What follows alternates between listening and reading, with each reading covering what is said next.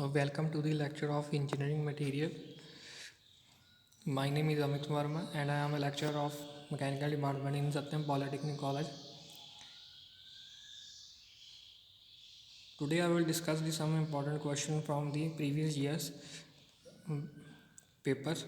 First question is discuss various type of ceramic materials. So ceramic materials ਆਪਾਂ ਤੁਹਾਨੂੰ ਪਿਛਲੇ important questions ਦੇ ਵਿੱਚ ਵੀ ceramic materials ਸਮਝਾਇਆ ਕਿ ceramic materials ਕੀ ਹੁੰਦੇ ਆ. Ceramic materials are defined as an inorganic, non-metallic material that are processed and used at high temperature. So ceramic material inorganic, non-metallic material ਹੈ ਜਿਸ ਦੇ ਵਿੱਚ ਆਪਾਂ ਇਸ ਨੂੰ high temperature and high pressure ਦੇ ਵਿੱਚ ਆਪਾਂ ਇਸ ਨੂੰ ਬਣਾਉਂਦੇ ਹਾਂ. ਸਭ ਤੋਂ ਪਹਿਲਾਂ ਤਾਂ ਇਹਦੀਆਂ ਐਪਲੀਕੇਸ਼ਨਸ ਆ ਕਿੱਥੇ ਯੂਜ਼ ਹੁੰਦਾ. ਕਲੇ ਪ੍ਰੋਡਕਟਸ ਦੇ ਵਿੱਚ ਕੰਮ ਆਉਂਦਾ ਹੈ ਬਣਾਉਣ ਦੇ ਵਿੱਚ. ਪੋਟਰੀ ਟੇਬਲ ਵੇਅਰਸ, ਠੀਕ ਹੈ, ਸੈਨੀਟਰੀ ਫਿਟਿੰਗਸ ਜਿੰਨੇ ਕਿ ਆਪਣੇ ਟਾਇਲਟ ਬਾਥਰੂਮ ਦੇ ਵਿੱਚ ਯੂਜ਼ ਹੁੰਦੇ ਜਿਹੜੇ ਕਿ ਆਪਣੇ ਸਾਰੇ ਬ੍ਰਿਕਸ ਦੇ ਅੰਦਰ, ਬਿਲਡਿੰਗ ਬ੍ਰਿਕਸ ਦੇ ਅੰਦਰ ਸਾਰਿਆਂ ਵਿੱਚ ਆਪਾਂ ਸੈਰਾਮਿਕ ਮਟੀਰੀਅਲ ਯੂਜ਼ ਕਰਦੇ ਹਾਂ. ਗਲਾਸ ਸੈਰਾਮਿਕ ਮੀਨਸ ਕਿ kitchen wares, table wares and window panes, glass walls. So ਕਿੰਨੇ ਤਰ੍ਹਾਂ ਦੇ ਆਪਣੇ ਕੋਲ ਜੋ ਕਿਚਨ ਦੇ ਵਿੱਚ ਯੂਜ਼ ਹੋਣ ਵਾਲੀਆਂ ਚੀਜ਼ਾਂ ਜਿਹੜੀਆਂ, ਠੀਕ ਹੈ, ਉਸ ਦੇ ਵਿੱਚ ਆਪਾਂ ਗਲਾਸ ਸੈਰਾਮਿਕ ਦੇ ਵਿੱਚ ਯੂਜ਼ ਕਰਦੇ ਹਾਂ. ਜਿੱਦਾਂ ਕਿ ਆਪਣੇ ਟਾਇਲਸ ਵਗੈਰਾ ਲੱਗਦੀਆਂ ਜਿਹੜੀਆਂ ਘਰਾਂ ਦੇ ਅੰਦਰ, ਜਿਹੜੇ ਘਰਾਂ ਦੇ ਵਿੱਚ ਆਪਣੇ ਕੋਲ ਟਾਇਲਸ ਲੱਗਦੀਆਂ ਆ, ਸੋ ਸਾਰੀਆਂ ਕਾਹਦੇ ਨਾਲ ਬਣਦੀਆਂ, ਸੈਰਾਮਿਕ ਮਟੀਰੀਅਲ ਨਾਲ. Refractory bricks are use for furnace lining.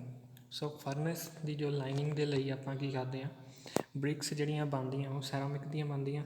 ਐਬਰੈਸਿਵ ceramics furnace ਦੇ ਵਿੱਚ ਕਿਉਂ ਲਾਇਆ ਜਾਂਦਾ, ਕਿਉਂਕਿ ਇਹ ਕੀ ਆ, ਇਨਸੂਲੇਟਿੰਗ ਮਟੀਰੀਅਲ ਆ, ਬਹੁਤ ਹੀ ਜ਼ਿਆਦਾ ਹੀਟ ਨੂੰ ਰਜਿਸਟ ਕਰਦਾ ਹੈ.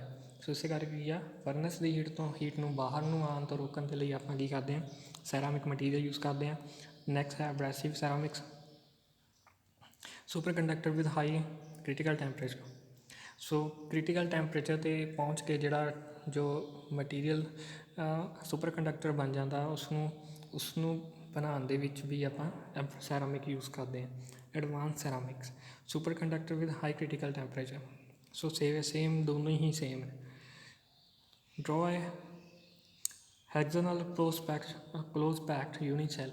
ਸੋ ਇੱਕ ਆਪਾਂ ਕਲੋਜ਼ ਪੈਕ ਯੂਨਿਟ ਸੈੱਲ ਜਿਹੜਾ ਆ ਉਹ ਡਰੋ ਕਰਨਾ ਹੁੰਦਾ ਹੈਗਜ਼ਾਗਨਲ ਸ਼ੇਪ ਦਾ, ਠੀਕ ਹੈ. ਉਹਦੀਆਂ ਜੋ ਸਾਈਡਸ ਹੁੰਦੀਆਂ ਉਹ 6 ਹੁੰਦੀਆਂ, ਠੀਕ ਹੈ. 3 ਡਾਇਮੈਂਸ਼ਨਲ ਕ੍ਰੀਏਟ ਕਰਨਾ ਹੁੰਦਾ. ਸੋ ਤੁਹਾਨੂੰ ਡਾਇਗਰਾਮ ਲਰਨ ਕਰਨੀ ਪੈਣੀ ਹੈ. ਨੈਕਸਟ ਹੈ discuss the effect of deformation. Elastic deformation ਕਰਨ ਦੇ ਕੀ ਇਫੈਕਟਸ ਹੈ. The deformation which appear on removal of rod is called elastic deformation. So ਜਿਹੜਾ ਕਿ ਜੋ ਇਲਾਸਟਿਕ ਡਿਫੋਰਮੇਸ਼ਨ ਕੀ ਹੁੰਦੀ ਆ, ਜਿਹੜੀ ਕਿ ਜਦੋਂ ਆਪਾਂ ਕਿਸੇ ਮਟੀਰੀਅਲ ਦੇ ਉੱਪਰ ਲੋਡ ਅਪਲਾਈ ਕਰੀਏ ਤਾਂ ਉਹ ਆਪਣੀ ਓਰੀਜਨਲ ਸ਼ੇਪ ਤੋਂ ਕੰਪਰੈਸ ਹੋ ਜਾਵੇ ਜਾਂ ਫਿਰ ਇਲੋਂਗੇਟ ਹੋ ਜਾਵੇ. ਅਤੇ ਜਿੱਦਾਂ ਹੀ ਆਪਾਂ ਲੋਡ ਨੂੰ, ਪ੍ਰੈਸ਼ਰ ਨੂੰ ਰਿਮੂਵ ਕਰ ਦਿੰਦੇ ਹਾਂ ਤਾਂ ਉਹ ਆਪਣੀ ਓਰੀਜਨਲ ਸ਼ੇਪ ਦੇ ਵਿੱਚ ਵਾਪਸ ਆ ਜਾਵੇ. ਫੋਰ ਐਗਜ਼ਾਮਪਲ ਰਬਰ ਜਿਹੜੀ ਆ, ਜਿਸ ਦੇ ਉੱਪਰ ਆਪਾਂ ਪ੍ਰੈਸ਼ਰ ਜਾਂ ਲੋਡ ਵੀ ਅਪਲਾਈ ਕਰਦੇ ਹਾਂ ਤਾਂ ਉਹ ਕੰਪਰੈਸ ਹੋ ਜਾਂਦੀ ਆ. ਜਿੱਦਾਂ ਹੀ ਕੰਪਰੈਸ ਹੁੰਦੀ ਆ, ਆਪਾਂ ਕੀ ਕਰਦੇ ਹਾਂ, ਉਸ ਤੋਂ ਬਾਅਦ ਆਪਾਂ ਲੋਡ ਨੂੰ ਰਿਮੂਵ ਕਰ ਦਿੰਦੇ ਹਾਂ ਤਾਂ ਉਸ ਤੋਂ ਬਾਅਦ ਕੀ ਹੁੰਦਾ, ਉਹ ਆਪਣੀ ਓਰੀਜਨਲ ਸ਼ੇਪ ਦੇ ਵਿੱਚ ਆ ਜਾਂਦੀ ਹੈ. ਸੋ ਉਸਨੂੰ ਕੀ ਕਹਿੰਦੇ, elastic deformation. It take place before plastic deformation of the material. So ਇਹ ਪਲਾਸਟਿਕ ਡਿਫੋਰਮੇਸ਼ਨ ਦੀ ਜੋ ਮਟੀਰੀਅਲ ਦੀ ਜੋ ਪ੍ਰਕਿਰਿਆ ਆ, ਉਸ ਤੋਂ ਪਹਿਲਾਂ ਕੀ ਆਉਂਦੀ ਹੈ, ਇਲਾਸਟਿਕ ਡਿਫੋਰਮੇਸ਼ਨ ਆਉਂਦੀ ਹੈ. When a small stress is apply to a piece of metal and crystalline structure, elastic deformation take place. ਜੋ ਸਮੋਲ ਸਟਰੈਸ ਹੀ ਆਪਾਂ ਕਿਸੇ ਪੀਸ ਦੇ ਉੱਪਰ, ਮੈਟਲ ਪੀਸ ਦੇ ਉੱਪਰ ਅਪਲਾਈ ਕਰਦੇ ਹਾਂ ਤਾਂ ਇਲਾਸਟਿਕ ਡਿਫੋਰਮੇਸ਼ਨ ਹੁੰਦੀ ਆ. When the elastic deformation take place, the stress is nearly proportional to, so the strain is near proportional to strain.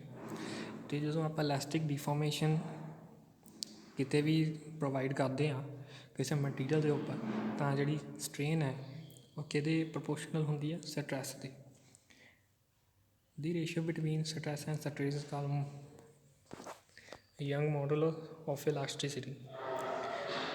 ਜਿਹੜੀ ਆਪਣੀ stress and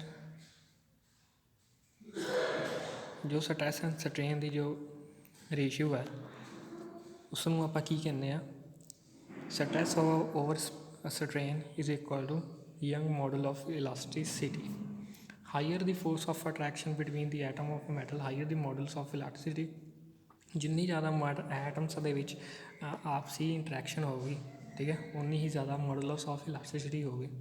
due to an axial force any elongation और compression of crystal structure of a metal is one direction produce adjustment of dimension at right angle to the force. ठीक है, वो कहते कि जिदा ही आप किसी मैटल के उपर इलोंगेट एंड कंप्रैशन फोर्स अंपलाई करते हैं तो की होंदा है, उसकी जो डायमेंशनस है वो राइट एंगल के वाल मूव कर जाती है. नैक्सट है list the various stages of heat treatment procedure. Heat treatment procedure के किहड़े स्टेजिस है, ठीक है, 3 stages. There are 3 stages in the heat treatment process. First stage is heating stage. The primary objective heat stage is to maintain uniform temperature. The heat rate of the part depend upon various factors. One important factor is to heat conductivity of metal. सब तो पहला है ਆਪਾਂ ਨੂੰ ਕੀ ਕਰਦੇ ਹਾਂ, ਆਪਾਂ ਕਿਸੇ ਵੀ ਹੀਟ ਟਰੀਟਮੈਂਟ ਪ੍ਰੋਸੈਸ ਦੇ ਵਿੱਚ ਆਪਾਂ ਕੀ ਕਰਦੇ ਹਾਂ, ਫਸਟ ਸਟੇਜ ਦੇ ਵਿੱਚ ਮੈਟਲ ਨੂੰ ਹੀਟ ਕਰਦੇ ਹਾਂ. ਠੀਕ ਹੈ, ਕਾਰਨ ਇਹ ਹੋਣਾ ਚਾਹੀਦਾ ਕਿ ਮੈਟਲ ਦੇ ਅੰਦਰ ਹੀਟ ਕੰਡਕਟੀਵਿਟੀ ਬਹੁਤ ਜ਼ਿਆਦਾ ਹੋਣੀ ਚਾਹੀਦੀ ਹੈ. ਠੀਕ ਹੈ, ਤੇ ਹੀਟਿੰਗ ਰੇਟ ਜਿਹੜਾ ਉਹ ਡਿਪੈਂਡ ਕਰਦਾ ਹੈ ਕਿ ਮੈਟਲ ਦੀ ਹੀਟ ਕੰਡਕਟੀਵਿਟੀ ਕਿੰਨੀ ਹੈ. ਠੀਕ ਹੈ, ਸਭ ਤੋਂ ਪਹਿਲਾਂ ਆਪਾਂ ਹੀਟ ਕਰਦੇ ਹਾਂ. ਨੈਕਸਟ ਹੈ soaking time. After the metal is heated to proper temperature, it is held at temperature till the desired internal structure change take place. This is used for metal that require a rapid cooling rate. Soaking period depends upon the chemical analysis of the oil mixture.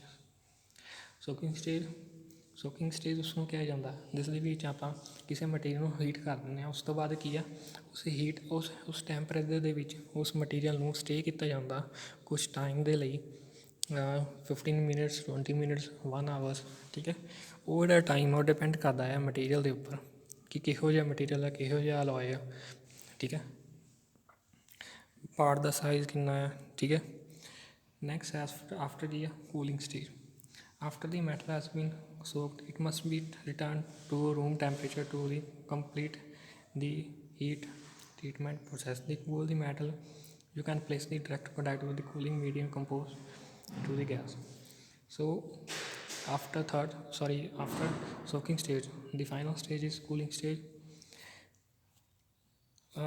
Cooling stage ਕੀ ਹੁੰਦਾ ਹੈ ਕਿ metal ਕੀ ਆ last ਦੇ ਵਿੱਚ ਹਵਾ ਦੇ ਵਿੱਚ ਜਾਂ ਫਿਰ oil ਦੇ ਵਿੱਚ ਆਪਾਂ ਨੀਅਰਲੀ ਰੂਮ ਟੈਂਪਰੇਚਰ ਦੇ ਵਿੱਚ ਜਾਂ ਠੰਡਾ ਕੀਤਾ ਜਾਂਦਾ ਜਾਂ ਫਿਰ oil ਦੇ ਵਿੱਚ ਡਿਪ ਕੀਤਾ ਜਾਂਦਾ, ਵਾਟਰ ਦੇ ਵਿੱਚ ਡਿਪ ਕੀਤਾ ਜਾਂਦਾ, according to the desired properties.